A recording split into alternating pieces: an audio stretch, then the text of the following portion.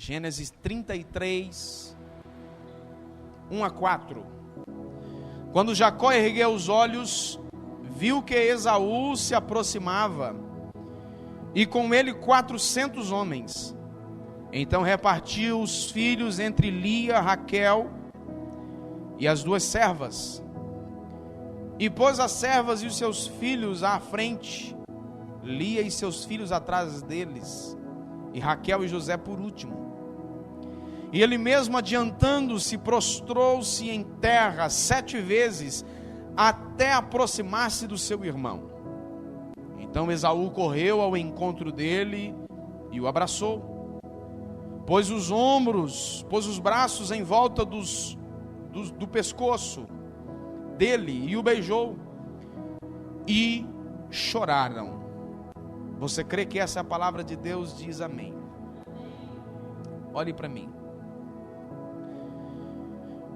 A história de Jacó e Esaú é conhecida, uma história de intrigas, brigas, confusão, perseguição, relacionamentos rompidos acontecem com certa frequência entre famílias, pais, filhos, parentes, amigos na fé, irmãos na fé e outros.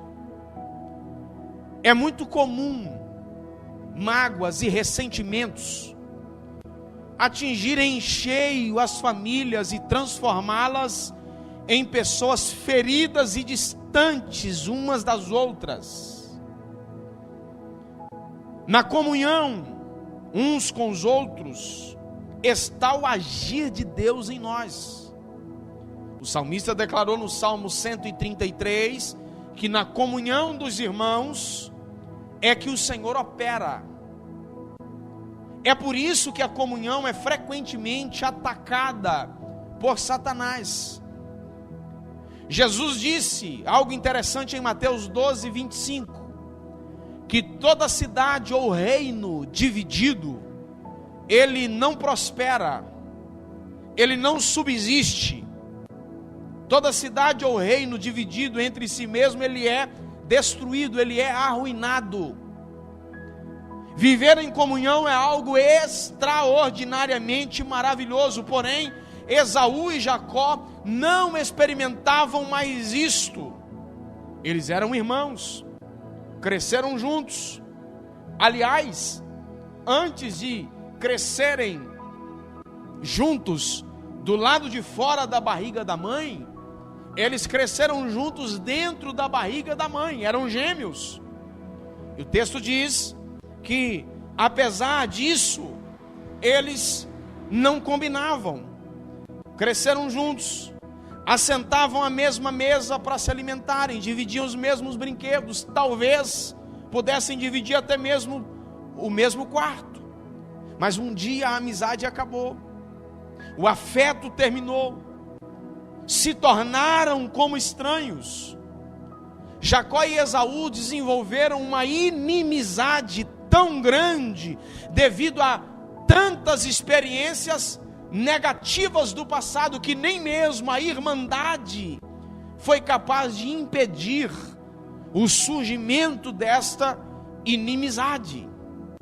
Não apenas entre familiares, mas episódios assim acontecem também com frequência até na igreja. Pessoas que cresceram espiritualmente juntos, participam da mesma mesa de comunhão, dividiram o mesmo lugar do culto, compartilharam da mesma fé, da mesma doutrina, da mesma igreja. De repente, uma experiência negativa, uma palavra mal falada, uma palavra mal colocada, quebra a comunhão, destrói o apreço, transformando essas pessoas que já caminharam juntas, como se fossem pessoas estranhas. A quebra da comunhão acontecem por 2 razões principais que eu quero citar aqui, só essas 2. Pode acontecer por outras coisas, mas eu vou citar essas 2. Primeira, incompreensão. que na maioria das vezes é o resultado de uma má avaliação ou de um mau julgamento. Quantas pessoas não foram mal interpretadas diante de uma situação, de uma fala, de uma atitude, e que foi mal interpretada? Antes de nós tomarmos a decisão ou falarmos qualquer coisa em relação a alguém, você precisa conhecer de fato aquilo que aconteceu. Você não deve fazer um julgamento precipitado simplesmente na impressão. Então, por que às vezes surge uma contenda, uma comunhão é rompida? Incompreensão. Segunda coisa, decisão precipitada, que é o agir sem pensar no calor do momento. A decisão precipitada é o resultado de uma avaliação equivocada. É preciso que nós tomemos quaisquer decisões na nossa vida como sendo resultado de uma reflexão cuidadosa, às vezes até fria, calculada racionalmente. O nosso coração, as nossas emoções são enganosas, o nosso coração é enganoso. Então, muito cuidado. Relacionamentos quebrados impedem uma vida cristã saudável. Uma família sem comunhão não prospera. Logo, uma igreja de pessoas com comunhão partida não amadurece e não cresce. Eu tenho dito aqui na igreja, já que a irmã Vanúzia disse que eu estou contando os dias que eu cheguei, ontem fez 8 meses. E aí é o seguinte, passa rápido, hein, gente? E aí é o seguinte, eu tenho dito isso desde quando nós chegamos aqui. Se nós quisermos crescer, avançar, nós precisamos ter comunhão. Nós precisamos cuidar uns dos outros. Nós precisamos ter uma aliança. Então é isso. Uma igreja com a comunhão partida, ela não amadurece e não cresce. Quem gosta de estar no meio de confusão, gente? Quem gosta de estar no meio onde todo mundo fala mal de todo mundo? Não, nós não podemos ser assim. E graças a Deus não somos. Como restaurar uma comunhão rompida? Seja no ambiente familiar, seja no ambiente da igreja, seja no ambiente de trabalho. Como restaurar um relacionamento quebrado? Primeira coisa, tendo iniciativa. Nenhuma relação cortada poderá ser refeita se não houver iniciativa de alguém. Alguém precisa levantar a bandeira branca, sacudir a bandeira branca. A bandeira branca é a bandeira do conserto que precisa ser levantada pelo menos por uma das partes. Essa foi a atitude de Jacó ao enviar mensageiros, como você pode ler no capítulo anterior, de onde nós lemos, capítulo 32, versículos 3 e 4, que Jacó enviou mensageiros a encontrar com seu irmão Esaú, dizendo que queria reparar aquilo que havia sido estragado. Alguém precisa levantar essa bandeira branca. Se todo mundo ficar levantando só armas, a paz nunca vem. É importante também prestarmos aqui atenção na atitude de Jacó. Ele errou com seu irmão. Ele foi o maior causador daquela contenda, mas por fim acabou humilhando-se, tendo a iniciativa de corrigir o problema. A atitude de Esaú também é admirável, porque ele foi o maior prejudicado na história. Ele tinha toda a razão em estar irado com Jacó. No entanto, a sua atitude humilde contribuiu para que a comunhão fosse refeita. Eu disse aqui outro dia, vou repetir a frase: é melhor às vezes você ter paz do que ter razão. A paz, ela é mais valiosa do que a razão. Se não acontecer a iniciativa de alguém, o muro permanece, a indiferença continua. Guarde isso, como restaurar a comunhão rompida. Um relacionamento quebrado só é restaurado quando abrimos mão das nossas razões, das nossas pré-definições e dos nossos pré-conceitos. Aqui está falando de conceito formado. Já confiei tantas vezes em fulano de tal, eu não vou confiar de novo, porque você já tem uma pré-definição em relação à pessoa. Como restaurar um relacionamento quebrado? Primeiro, tendo iniciativa. Segundo, através de uma experiência real com Deus. Relacionamento quebrado só pode ser restaurado através de uma experiência real com o Senhor. Uma experiência verdadeira. Em Gênesis 28, 10 a 16, lemos sobre a chegada de Jacó em Betel. Foi lá a sua primeira experiência com Deus. Jacó havia ouvido falar de Deus, mas ele não tinha experiência com Deus. Ouvir falar de Deus é uma coisa, caminhar com Ele é outra. Ouvir falar de Deus é uma coisa, ter relacionamento com Ele é outra coisa. Você sabe de longe, é uma coisa. Relacionamento é diferente. O relacionamento gera para você intimidade, gera comunhão. O relacionamento gera para você conhecimento que o olhar de longe não lhe proporciona. Alguém que você conhece de vista, que você vê passando pelas ruas, você sabe que essa pessoa existe. É uma coisa, mas caminhar com essa pessoa é outra. Você vai saber, caminhando com essa pessoa, detalhes da sua vida, data de nascimento, nome completo, nome de pai, nome de mãe, onde mora, o que gosta, o que não gosta. Eu estou falando que para restaurar uma aliança quebrada, você precisa ter um relacionamento, uma experiência real com o Senhor. Em sonho, lá nesse lugar, Jacó viu uma enorme escada que estendia até o céu. Por ela, anjos desciam e subiam. E ao despertar do sono, Jacó disse: sem dúvida, o Senhor está nesse lugar. E eu não sabia. Deus estava lá, mas ele não tinha percebido.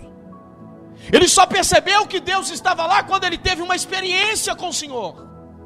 Uma outra experiência de Jacó com Deus foi em Gênesis 32. No chamado então Vale de Jaboque, quando o texto diz que ele lutou com o anjo de Deus e teve o seu nome e o seu caráter mudado. O caráter do homem, ele vai sendo desenvolvido ao longo da sua vida. Ele vai sendo formado através das suas experiências, principalmente experiências familiares, também experiências espirituais. Jacó nasceu em um lar que temia ao Senhor, mas ele tinha um caráter torto.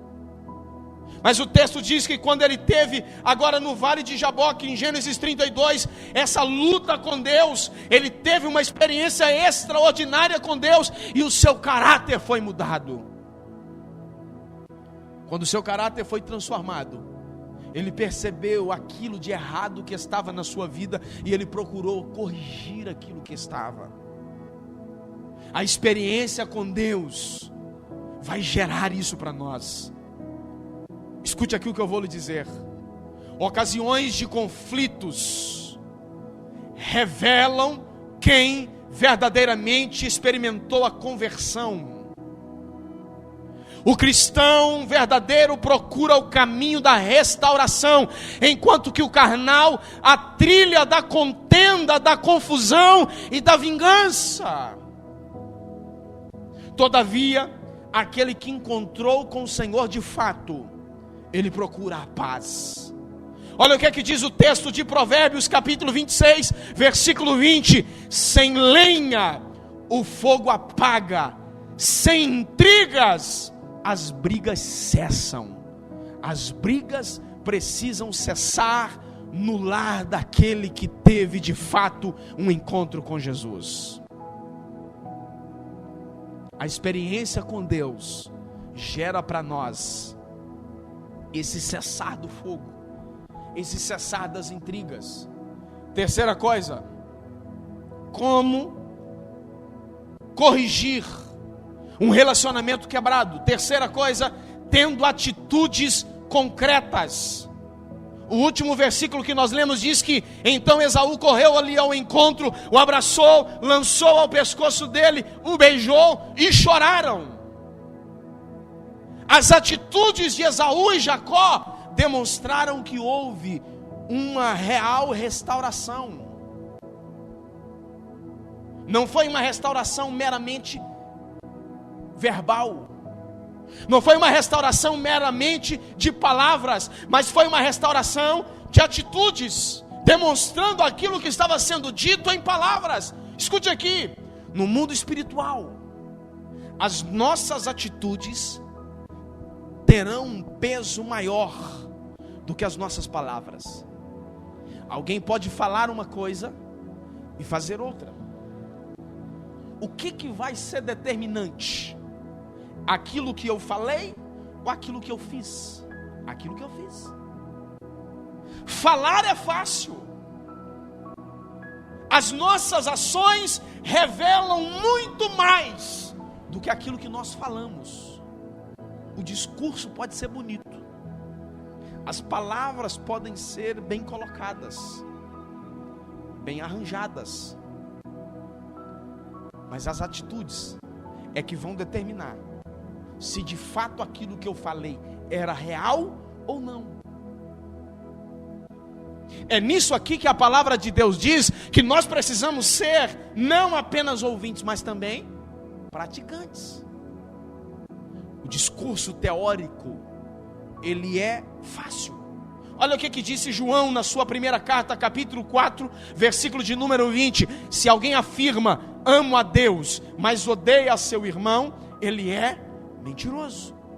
Pois se não amamos o nosso irmão a quem vemos, como amaremos a Deus a quem não vemos?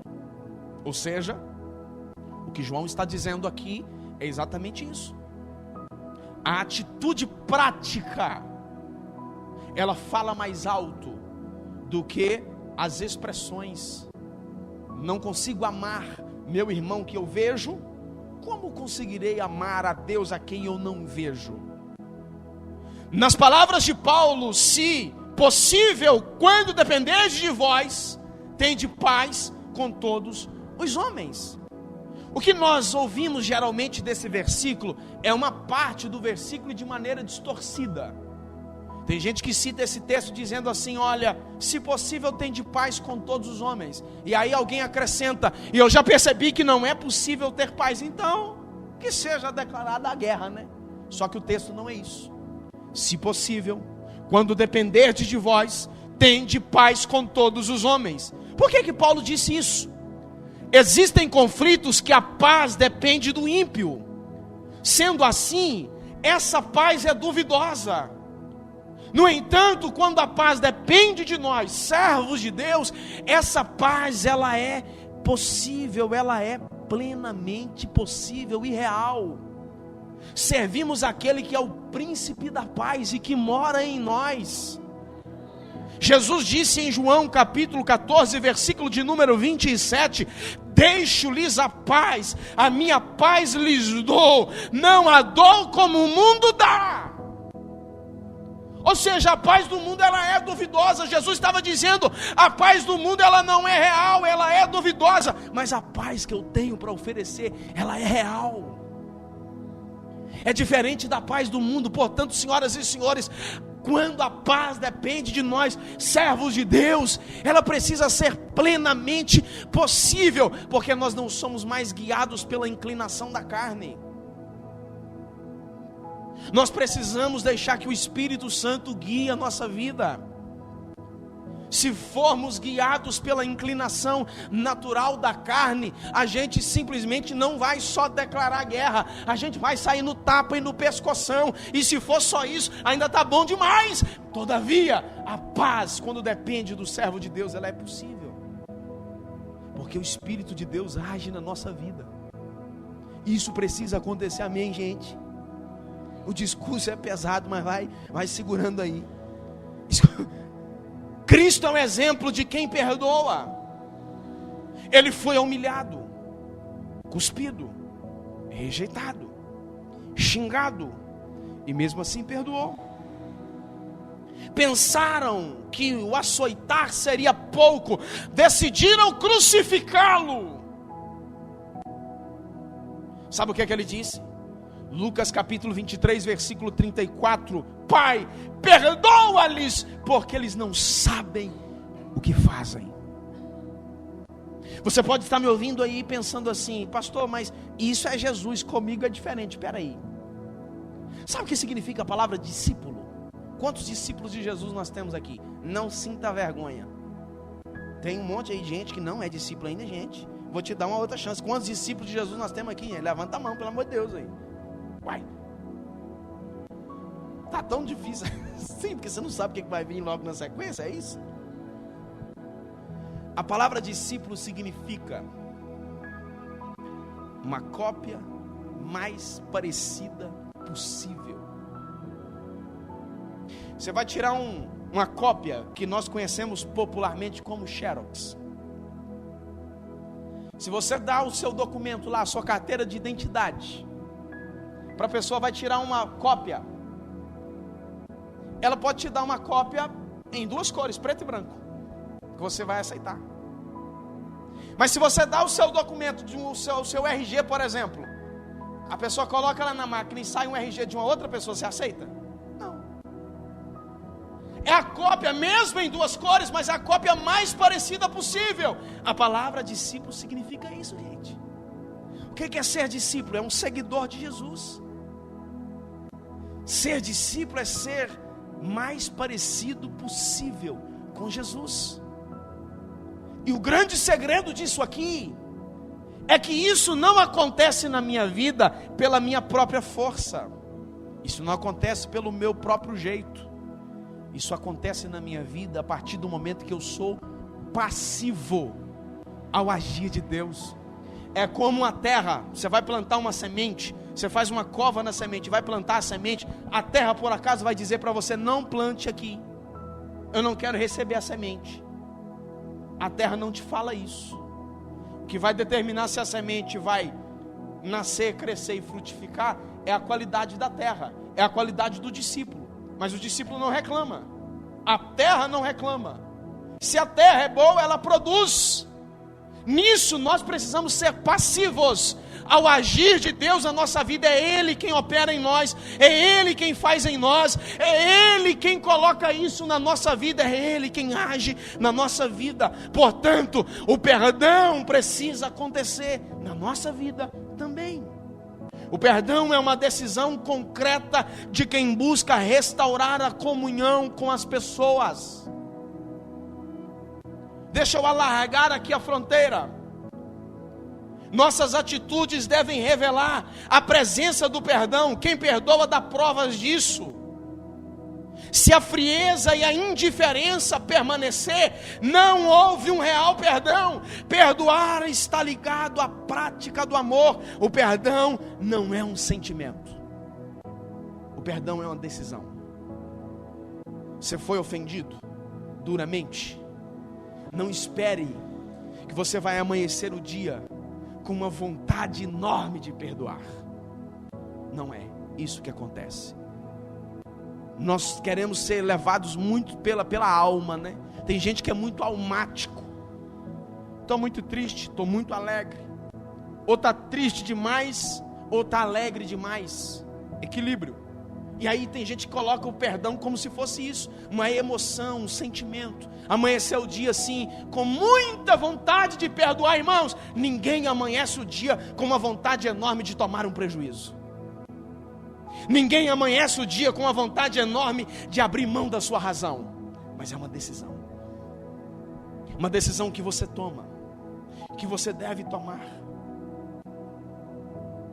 Uma decisão diária. Eu já vi gente que em um determinado momento ela perdoou. Ela ficou um tempo sem mexer naquilo. Depois, com a influência de outra pessoa, ela, não existe essa palavra não, as professoras aí de plantão aí me perdoa a colocação, apesar meu português já é muito ruim, né, gente? Mas quando passar do tempo aí do perdão, a pessoa desperdoou. Desperdoou, tá igual o Facebook. Agora tá lá, não é excluir a amizade, não. Excluir uma palavra muito pesada, agora é desamigar. Ô gente, aqui, sinceramente, que mundo terrível é esse que nós estamos vivendo? Ó, não sai com isso aí não, pelo amor de Deus. Ela desperdoou, voltou atrás. Ela resolveu reconsiderar a ofensa. João capítulo 13, 34 e 35, um novo mandamento lhes dou: amem uns aos outros, assim como eu os amei. O que é o amor de Jesus? O amor de Jesus é o amor ágape, o amor sofredor, é o amor substitutivo, o amor que está disposto a dar a própria vida. Sabe que molde que é esse amor? Romanos capítulo de número 5, o texto diz: onde é que Deus prova o seu amor para conosco? Quando Ele deu o seu Filho para morrer no nosso lugar, para substituir o nosso lugar na cruz, quando nós ainda éramos pecadores. O que Paulo está dizendo é o seguinte: Jesus deu a sua vida por nós quando nós ainda éramos os agressores, os ofensores. Esse é o molde de Jesus. E aí ele disse o seguinte: amem uns aos outros. O seu amor, o amor uns dos outros, provará ao mundo que vocês são meus discípulos. Tem uma outra tradução que diz: vocês serão reconhecidos por todos se amardes uns aos outros. O amor é a marca principal do discípulo de Jesus. O amor uns para com os outros é a marca principal do evangelho de Jesus. Agora escute isso aqui, quem me ouve diz amém. Quem está acordado diz amém. Tem gente que diz o seguinte: perdoei, e agora sou eu para cá e fulano para lá. Perdoei, mas eu não quero nem saber.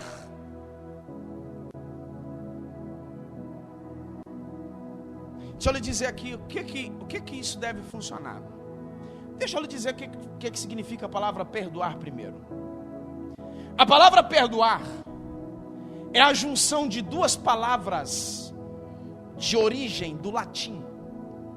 O prefixo per, que significa voltar ao estado de antes.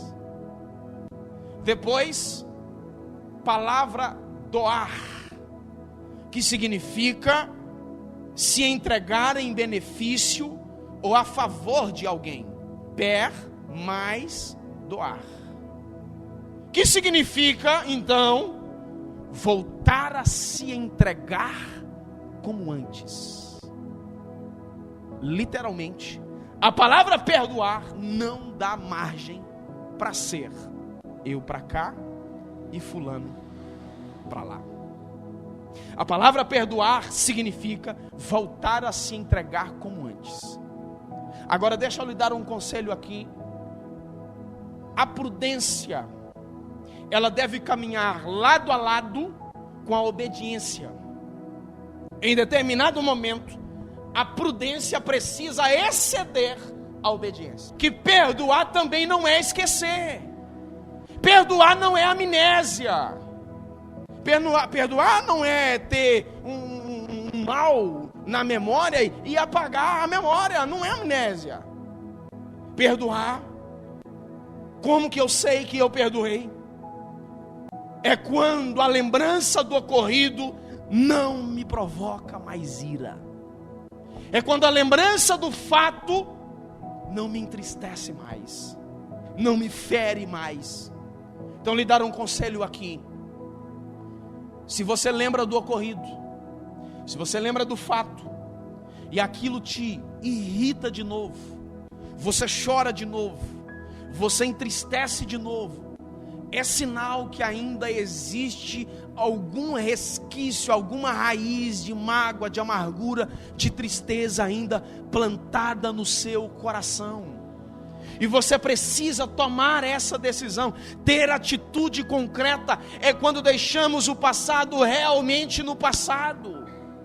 É quando decidimos realmente ignorar a ofensa. é quando decidimos de fato abrir mão da ofensa. Isto é perdoar. Então, perdoar, grave isso, não é esquecer. Quando alguém fala para você assim: perdoa, esquece isso. Esquecer aqui é deixar de considerar. Não avalie isso mais, não tenha isso mais como precioso. Muitas pessoas estão presas a mágoas, a problemas que viveram, alimentam-se disso. O passado é uma prisão que impede o cumprimento de propósitos. Qual que é o propósito da sua vida? Qual que é o foco da sua vida? Onde você quer chegar? Daqui 10 anos, o que você pensa ter conquistado? Que jeito você pensa estar? Onde você pensa estar? O que você pensa em ser daqui 10 anos? O que você pensa em ter daqui 10 anos? Pensou nisso? Tem esse plano? Tem esse projeto? Uma dica aqui infalível: desprenda das experiências ruins que você viveu na vida. Perdoe quem tiver que perdoar. Siga para frente. Vá adiante.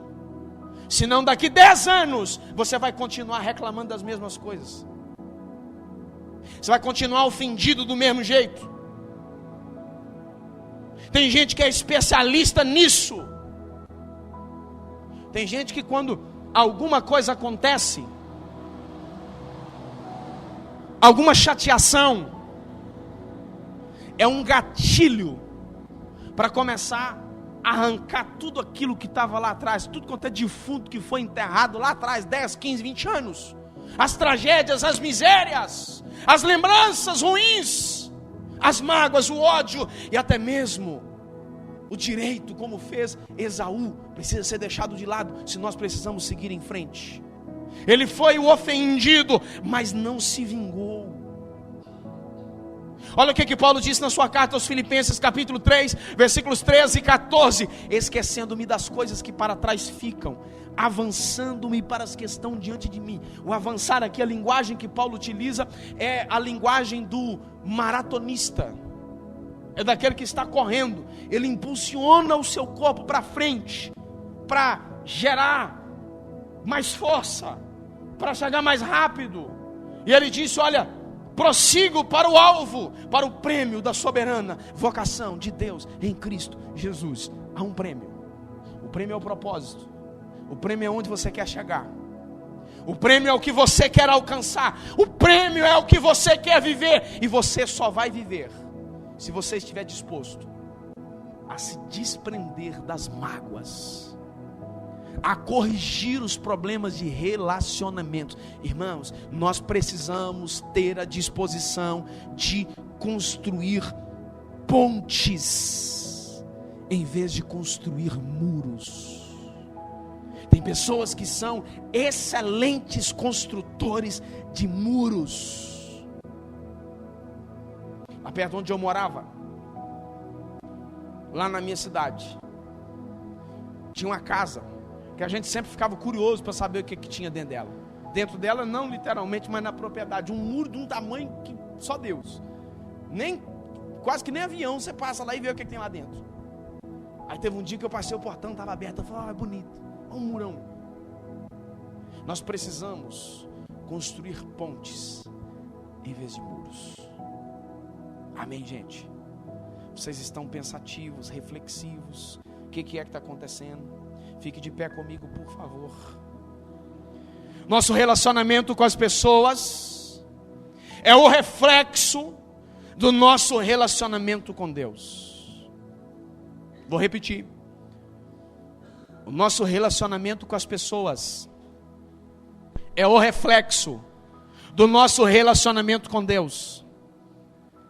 Ninguém está bem com Deus se não estiver bem com o próximo. Deus quer nos levar a uma vida abundante, que só poderá ser experimentada quando formos capazes de restaurar os nossos relacionamentos quebrados.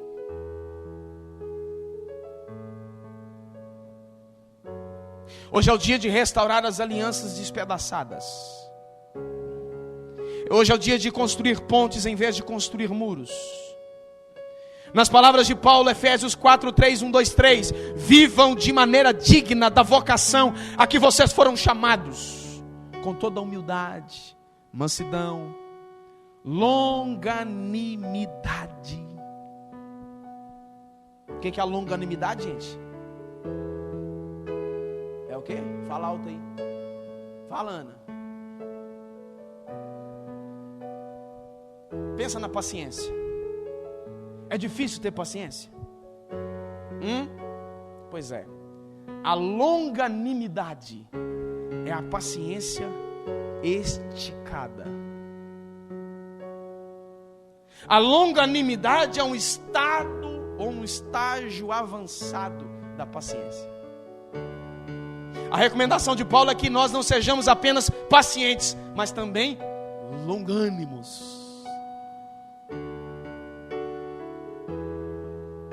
Mansos, humildes, suportando uns aos outros. Suportar aqui tem dois aspectos: de suportar, de tolerar, e de dar suporte, colocar o ombro para amparar.